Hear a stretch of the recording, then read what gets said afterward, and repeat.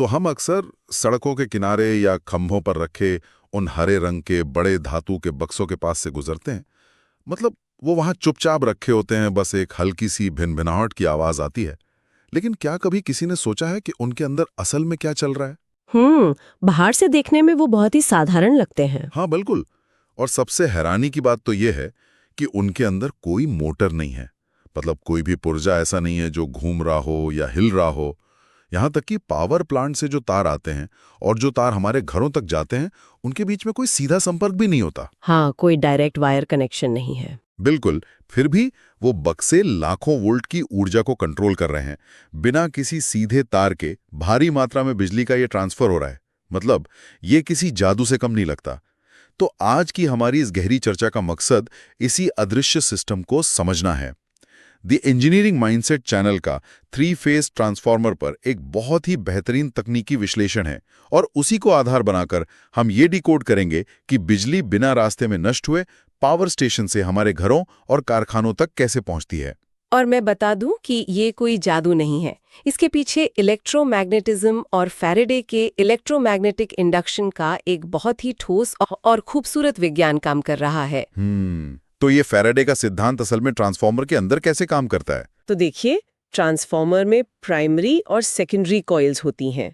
जब हम alternating current मतलब एसी वोल्टेज को प्राइमरी कॉइल से गुजारते हैं तो करंट लगातार अपनी दिशा बदलता है।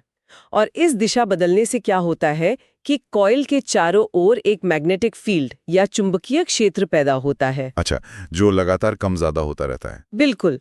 ये मैग्नेटिक फील्ड लगातार फैलता और सिकुड़ता है और इसी बदलते हुए मैग्नेटिक फील्ड की वजह से बिना किसी सीधे संपर्क के दूसरी कॉइल में यानी सेकेंडरी कॉइल में भी वोल्टेज इंड्यूस हो जाता है। मतलब अगर मैं इसे विजुअलाइज करने की कोशिश करूं तो ये ऐसा है जैसे कोई अदृश्य पुल हो।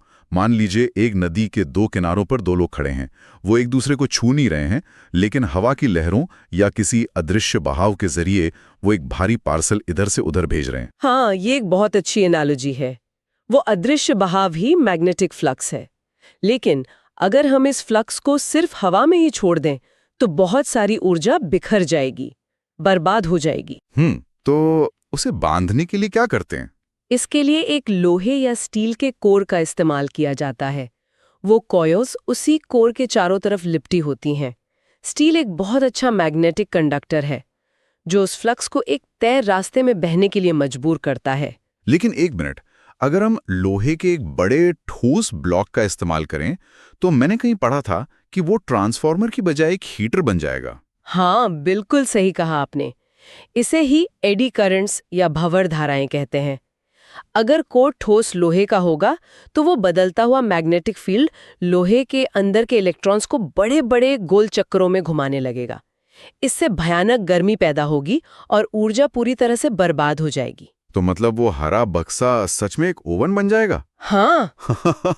तो इस गर्मी से बचने का क्या जुगाड़ है? इसका बहुत ही शानदार इंजीनियरिंग समाधान है। कोर को कभी भी ठोस नहीं बनाया जाता। इसके बजाय कागज जितनी पतली स्टील की चादरों का इस्तेमाल होता है। लैमिनेटेड स्टील शीट्स कहते हैं इन्हें। अच्छा, पतली पतली शीट्स को जोड़ के बनाते हैं। हाँ, और हर शीट के बीच एक इंसुलेटिंग कोटिंग होती है। ऐसा करने से कोर के अंदर का सर्किट टूट जाता है। तो जो इलेक्ट्रॉन्स पहले बड़े बड़े चक्कर लगा रहे थे वो अब अपनी उसी पतली सी शीट के अंदर कैद होकर रह जाते हैं। लूप्स बहुत छोटे हो जाते हैं जिससे गर्मी पैदा नहीं होती। अरे वाह, ये तो बहुत स्मार्ट तरीका है। और मुझे लगता है कि इसी एफिशिएंसी की वजह से ही ट्रांसफार्मर अपना मुख्य काम कर पाता है, यानी वोल्टेज को स्टेप अप या स्टेप डाउन करना। बिल्कुल। और ये पूरा खेल कॉइल्स के टर्न्स मतलब घुमाव की संख्या पर निर्भर करता है। अगर दोनों कॉइल्स में टर्न्स बराबर है तो वोल्टेज भी बराबर रहेगा। लेकिन अगर आपको वोल्टेज कम करना है तो सेकेंडरी कॉइल में टर्न्स कम कर दीजिए। तो इसे स्टेप डाउन कहेंगे। वोल्टेज कम होगा लेकिन करंट बढ़ जाएगा, राइट? एकदम सही। और अगर सेकेंडरी में टर्न ज्यादा कर देंगे तो वोल्टेज बढ़ जाएगा और करंट कम हो जाएगा। लेकिन एक चीज है जो कभी नहीं बदलती, पावर। हाँ, कुल पावर हमेशा समान रहती है। मतलब मान लीजिए आपके पास इनपुट 400 वोल्ट और 5 एम्पेयर है तो कुल पावर 2 केवीए हुई। अब आउटपुट में भले ही वोल्टेज 200 वोल्ट हो जाए और करंट 10 एम्पेयर हो जाए, पावर फिर भी 2 केवीए ही रहेगी। तो इसी सिद्धांत की वजह से हम पावर स्टेशन से शहरों तक बिजली बेच पाते हैं। मतलब पावर स्टेशन तो शहरों से बहुत दूर होते हैं। अगर वो उसी नॉर्मल वोल्टेज पर बिजली भेजें तो तारों के रेजिस्टेंस की वजह से तो सब कुछ रास्ते में ही खत्म हो जाएगा। हाँ, रास्ते में ही सारी बिजली घर में बनकर उड़ जाएगी। इसीलिए पावर स्टेशन से निकलते ही विशाल स्टेप अप ट्रांसफार्मर लगाए जाते हैं। वो वोल्टेज को बढ़ाकर लाखों वोल्ट्स कर देते हैं। ताकि पावर समान रहे और करंट कम हो जाए। बिल्कुल, करंट कम होने का मतलब है तारों में कम घर्षण, कम हीट और कम पावर लॉस। और फिर जब वो शहर में आती है तो उसे स्टेप डाउन करके घरों तक पहुंचाया जाता है। ये तो हुआ कि बिजली यात्रा कैसे करती है। लेकिन ये बिजली असल में है क्या? मतलब जनरेटर में क्या हो रहा है? तो देखिए, जनरेटर में एक चुंबक तार की कॉइल के पास तेजी से घूमता है। जब चुंबक का नॉर्थ पोल पास आता है तो इलेक्ट्रॉन्स एक तरफ धकेले जाते हैं। जब साउथ पोल आता है तो वो वापस खींचे जाते हैं। तो ये धकेलना और खींचना ही वो साइन वेव बनाता है। आधा समय पॉजिटिव, आधा समय नेगेटिव। हाँ, और जनरेटर इतनी तेजी से घूमता है कि ये साइन वेव 1 सेकंड में 60 बार बनती है, जिसे हम 60 हर्ट्ज की फ्रीक्वेंसी कहते हैं। इसे ही सिंगल फेज पावर कहते हैं। लेकिन इसमें एक दिक्कत है ना, अगर वेव पॉजिटिव से नेगेटिव जा रही है तो वो बीच में जीरो से भी तो गुजरेगी। हाँ, बिल्कुल गुजरेगी। 1 सेकंड में 120 बार पावर जीरो पर आती है। अच्छा, हमारे घरों के टीवी या बल्ब को तो शायद इससे फर्क नहीं पड़ता होगा क्योंकि ये बहुत तेज होता है। लेकिन कारखानों की बड़ी मशीनों का क्या? उनके लिए तो ये उतार चढ़ाव काफी नुकसानदायक हो सकता है। बिल्कुल, भारी इंडस्ट्रियल मोटरों को हर पल एक समान और स्थिर पावर चाहिए होती है, और यहीं पर 3 फेज सिस्टम की एंट्री होती है। सिंगल कॉइल की बजाय जनरेटर में 3 अलग-अलग कॉइल लगा दी जाती हैं। और उन्हें 120 डिग्री के एंगल पर रखा जाता है, राइट? हाँ, 120 डिग्री की दूरी पर। इससे क्या होता है कि 3 अलग-अलग साइन वेव निकलती हैं, और क्योंकि वो आउट ऑफ फेज हैं, वो कभी भी एक साथ जीरो पर नहीं पहुंचती। मतलब जब एक वेव कमजोर पड़ रही है तो दूसरी उसे कवर कर लेती है। एकदम सही। तीनों को मिलाकर एक बहुत ही स्मूथ और निरंतर पावर आउटपुट मिलता है। लेकिन यहाँ मेरे दिमाग में एक सवाल आ रहा है। अगर 3 अलग-अलग कॉइल हैं तो हर कॉइल का अपना एक जाने का और एक आने का तार होगा, तो कुल मिलाकर 6 तार होने चाहिए। गणित के हिसाब से तो ऐसा ही लगता है। तो अगर हम पूरे देश में 6-6 तारों का जाल बिछाएंगे तो ये तो बहुत महंगा पड़ेगा। मतलब तारों का जंजाल ही बन जाएगा हर खंबे पे। हाँ, 6 तार बिछाना तो बिल्कुल ही इम्प्रैक्टिकल था। और यहीं पर उन 120 डिग्री के फेज शिफ्ट का सबसे बड़ा कमाल सामने आता है, क्योंकि वो तीनों फेज एक ही समय पर एक ही दिशा में नहीं बह रहे हैं। हम तारों को साझा कर सकते हैं। साझा कर सकते हैं कैसे? वेक्टर मैथ का इस्तेमाल करके।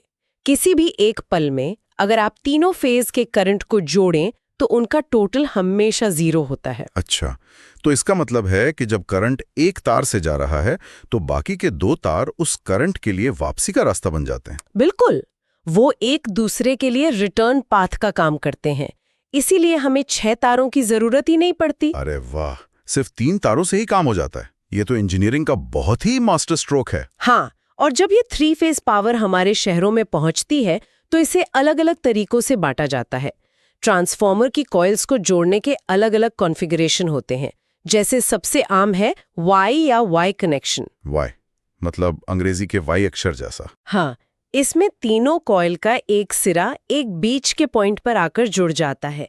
ये बिल्कुल वाई जैसा दिखता है, और उस सेंटर पॉइंट से एक चौथा तार निकलता है जिसे न्यूट्रल कहते हैं। तो इसमें कुल 4 तार हो गए, 3 फेज और एक न्यूट्रल। हाँ, और इसकी खासियत ये है कि ये एक ही समय में 2 अलग-अलग वोल्टेज दे सकता है। अगर आप एक लाइन और न्यूट्रल के बीच नापें तो वो फेज वोल्टेज होता है, आमतौर पर 120 वोल्ट।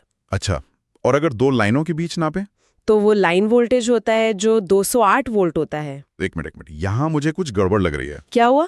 देखिए, अगर लाइन ए और न्यूट्रल 120 वोल्ट दे रहा है और लाइन बी और न्यूट्रल भी 120 वोल्ट दे रहा है, तो जब हम दोनों लाइनों को जोड़ेंगे तो 120 + 120 240 होना चाहिए ना। ये 208 कहाँ से आ गया? क्या ये गणित गलत है? ये सवाल बहुत लोगों को कंफ्यूज करता है, लेकिन इसका जवाब त्रिकोणमिति यानी ट्रिग्नोमेट्री में है।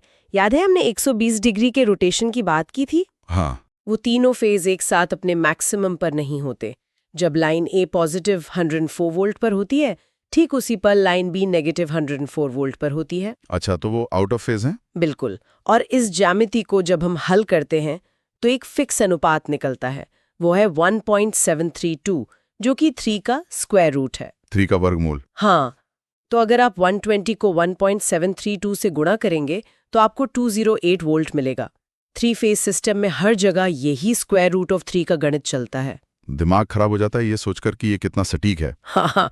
अच्छा, वाई कनेक्शन के अलावा एक डेल्टा कनेक्शन भी होता है ना? हाँ, डेल्टा में कॉइल एक सिरे से दूसरे सिरे तक जुड़कर एक त्रिकोण बनाते हैं, ग्रीक सिंबल डेल्टा की तरह। इसमें कोई न्यूट्रल नहीं होता, सिर्फ 3 तार होते हैं। तो इसमें वोल्टेज कैसा रहता है? इसमें लाइन वोल्टेज और फेज वोल्टेज दोनों सेम रहते हैं, जैसे 480 वोल्ट। लेकिन इसमें करंट निकालने के लिए वही 1.732 वाला गणित इस्तेमाल होता है। लाइन करंट फेज करंट से ज्यादा होता है। मैडॉक्स जैसी कंपनियां जो 15 MVA तक के बड़े ट्रांसफॉर्मर सप्लाई करती हैं, वो भारी इंडस्ट्रियल यूज के लिए अक्सर इसी डेल्टा कॉन्फ़िगरेशन का इस्तेमाल करती हैं। तो थ्योरी में तो ये सारा गणित बहुत परफेक्ट लगता है, लेकिन असली दुनिया की ग्रिड इतनी परफेक्ट तो नहीं होती। बिल्कुल नहीं। मेरा मतलब है वोल्टेज तो ऊपर नीचे होता रहता है। मान लीजिए ग्रिड से 480 वोल्ट की बजाय 456 वोल्ट आ रहा है, तब तो आउटपुट भी 120 वोल्ट से गिर जाएगा, तो मशीनें तो बंद पड़ जाएंगी। हाँ, और इसी प्रॉब्लम को सॉल्व करने के लिए ट्रांसफॉर्मर के अंदर टैप्स दिए जाते हैं। टैप्स वो क्या होते हैं? ये प्राइमरी कॉइल पर जंप लीड्स होती हैं। अगर इनपुट वोल्टेज गिर जाता है तो तकनीशियन कॉइल के टर्न्स की संख्या बदल सकते हैं, जैसे 84 की जगह 76 टर्न्स कर दिए। इससे रेशियो बदल जाता है और आउटपुट वापस 120 वोल्ट पर आ जाता है। अच्छा, बड़े वाले जो तेल भरे ट्रांसफॉर्मर्स होते हैं उनमें शायद बाहर एक डायल भी होता है ऐसे घुमाने के लिए। हाँ, बिल्कुल। और असली दुनिया के जुगाड़ की बात करें तो मैंने एक हाई लेग डेल्टा के बारे में सुना है। ये क्या कॉन्सेप्ट है? ये बहुत ही दिलचस्प है। पुराने कारखानों में बड़ी मोटरों के लिए 240 वोल्ट की 3 फेज पावर चाहिए होती थी। लेकिन उसी बिल्डिंग में ऑफिस भी होते थे, जहां लाइट और कंप्यूटर के लिए 120 वोल्ट सिंगल फेज चाहिए होता था। तो उन्हें 2 अलग-अलग ट्रांसफॉर्मर लगाने पड़ते होंगे? नहीं, पैसे बचाने के लिए इंजीनियरों ने एक चालाकी की। उन्होंने डेल्टा के 3 कॉइल में से किसी एक कॉइल के बीच से न्यूट्रल निकाल लिया। आधी कॉइल से? हाँ, तो उस आधे कॉइल और न्यूट्रल के बीच 120 वोल्ट मिल गया। एक ही ट्रांसफॉर्मर से दोनों काम हो गए। ये तो बहुत स्मार्ट है। स्मार्ट तो है, लेकिन इसमें एक बहुत बड़ा खतरा भी है।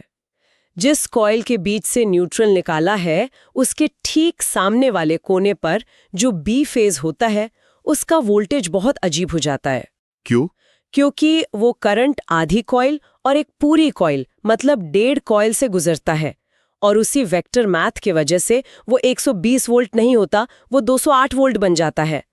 इस बी फेज वाले तार को अक्सर चेतावनी के लिए नारंगी रंग से पेंट किया जाता है। अरे बाप रे, तो मतलब अगर कोई इलेक्ट्रिशियन समझे कि ये नॉर्मल 120 वोल्ट का आउटलेट है और गलती से अपना कोई उपकरण उस नारंगी तार वाले सर्किट में लगा दे, तो पलक झपकते ही उस उपकरण के अंदर ब्रेकडाउन होगा और वो जलकर खाक हो जाएगा। ये तो सच में डरावना डिजाइन है। मतलब जीनियस है लेकिन खतरनाक है। हाँ, सतर्क रहना पड़ता है। और कॉस्ट कटिंग का एक और तरीका है open delta system. Open delta? हाँ, इसमें 3 फेज पावर के लिए 3 की बजाय सिर्फ 2 कॉइल का इस्तेमाल होता है। मान लीजिए एक ट्रांसफॉर्मर जल गया या किसी को पैसे बचाने हैं, तो 2 कॉइल से 3 फेज कैसे मिलेगा? वो 2 कॉइल त्रिकोण के 2 हिस्से बना देती हैं और ग्रिड का फेज शिफ्ट तीसरे फेज का भ्रम पैदा कर देता है। मशीनें चलती रहती हैं। 1 मिनट, तो अगर मेरे पास 20 केवीए के 3 ट्रांसफॉर्मर हैं तो टोटल 60 केवीए हुआ। अगर मैं एक हटा दूं तो 20 और 20 40 केवीए मिलना चाहिए। क्या वो 40 केवीए देते हैं? नहीं, यही तो कैच है। 40 केवीए के बजाय ये सिस्टम सिर्फ 34.6 केवीए ही संभाल पाता है, मतलब अपनी कैपेसिटी का सिर्फ 86.6%। ऐसा क्यों? बाकी की पावर कहाँ गई? क्योंकि तीसरी कॉइल हटने से सिस्टम का बैलेंस बिगड़ जाता है। वोल्टेज और करंट का अलाइनमेंट शिफ्ट हो जाता है। बची हुई दोनों कॉइल्स पर अब रिएक्टिव पावर का भी बहुत ज्यादा बोझ आ जाता है। अच्छा, रिएक्टिव पावर जो यूजफुल काम तो नहीं करती लेकिन तारों में करंट बढ़ा देती है। बिल्कुल, और करंट बढ़ने का मतलब है ज्यादा गर्मी। वो कॉइल्स बहुत जल्दी अपनी हीट लिमिट पर पहुंच जाती हैं, इसलिए उन्हें फुल कैपेसिटी पर नहीं चला सकते। ओपन डेल्टा इमरजेंसी के लिए तो ठीक है, लेकिन परमानेंट सोल्यूशन नहीं है। तो इन सारी चीजों को समझने के बाद ये बात तो साफ है कि ये सिस्टम कितना कॉम्प्लेक्स और खूबसूरत है। एक पावर स्टेशन के टरबाइन से लेकर हमारे घर के छोटे से आउटलेट तक वोल्टेज और करंट का एक परफेक्ट डांस चल रहा है। और ये 1.732 का गणित हमारे शहरों को बिना रुके चला रहा है। हाँ, और ये सब कुछ ऑल्टरनेटिंग करंट यानी एसी पावर के बिना मुमकिन नहीं था, क्योंकि मैग्नेटिक फील्ड बदलने के लिए करंट का दिशा बदलना जरूरी है। ट्रांसफॉर्मर एसी पर ही टिके हैं। बिल्कुल। लेकिन ये हमें एक बहुत ही सोचने वाले पॉइंट पर लाकर खड़ा कर देता है। पिछले 100 सालों से ये एसी सिस्टम राज कर रहा है, लेकिन आज अगर हम देखें तो दुनिया तेजी से सोलर पैनल और बैटरी स्टोरेज की तरफ जा रही है। हाँ, जो कि डायरेक्ट करंट यानी डीसी पैदा करते हैं। और सिर्फ पैदा ही नहीं करते, हमारे फोन, कंप्यूटर, डेटा सेंटर, यहाँ तक कि इलेक्ट्रिक गाड़ियां भी डीसी पर ही चलती हैं। मतलब भविष्य डीसी का है। और एसी से डीसी में बदलने पर काफी ऊर्जा बर्बाद भी होती है। तो सवाल यह है कि जब आने वाले समय में हमारा मुख्य ऊर्जा स्रोत और इस्तेमाल दोनों डीसी हो जाएंगे, तो 100 सालों से चले आ रहे इस विशाल एसी ट्रांसफॉर्मर साम्राज्य का क्या होगा? क्या ये 120 डिग्री का रोटेशन और स्क्वायर रूट ऑफ 3 का गणित खत्म हो जाएगा? क्या सड़कों के किनारे रखे हरे बक्से म्यूजियम का हिस्सा बन जाएंगे? यह एक ऐसा सवाल है जिसका जवाब भविष्य ही देगा। बहुत ही गहरा सवाल है। तो आज की हमारी इस गहरी चर्चा में बस इतना ही। इस अदृश्य दुनिया को समझने में हमारे साथ जुड़ने के लिए शुक्रिया।